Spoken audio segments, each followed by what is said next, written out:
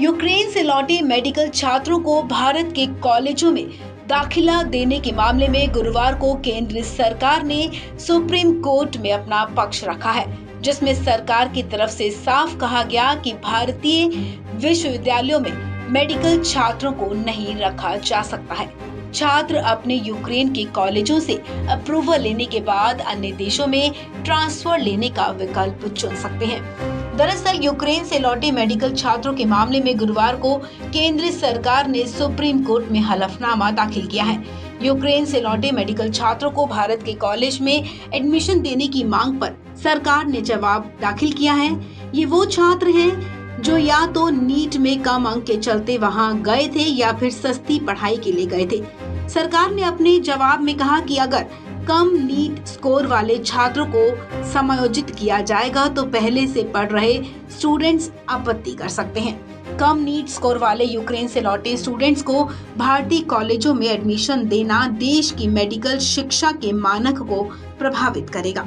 Supreme court को दिए हलफनामे में केंद्र ने कहा, ये कहना चाहते हैं कि अगर इन छात्रों को खराब मेरिट के बावजूद देश के सबसे प्रतिष्ठित कॉलेजों में दाखिला दिया गया तो ये उन छात्रों के साथ अन्याय होगा जो कुछ कम नीट स्कोर के चलते इन कॉलेजों में दाखिला नहीं ले पाए थे और उन्हें कम प्रतिष्ठित कॉलेजों में दाखिला लेना पड़ा।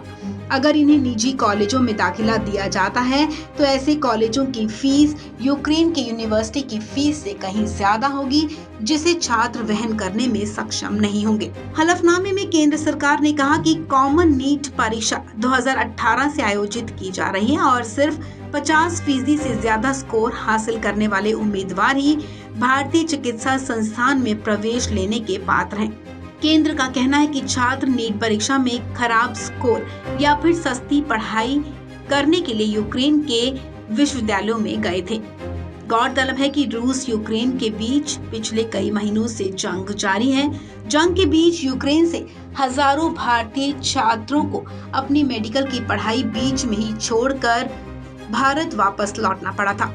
यूक्रेन से लौटे मेडिकल छात्रों को भारतीय यूनिवर्सिटी में दाखिला देने की मांग पर सुप्रीम कोर्ट में सुनवाई चल रही है। इसी दौरान गुरुवार को केंद्र ने कोर्ट में जवाब दाखिल किया है। अपने जवाब में सरकार ने इन छात्रों को दूसरे देशों में पढ़ाई पूरी करने की इजाजत देने के पक्ष में बात कही है, लेकिन भारतीय कॉलेजों में एडमिशन देने पर सरकार ने असहमति जताई है। अब सुप्रीम कोर्ट में इस मामले की अगली सुनवाई शुक्रवार को होगी। इस खबर में फिलहाल इतना ही। तमाम अपडेट्स के लिए आप बने रहें वन इंडिया हिंदी के साथ।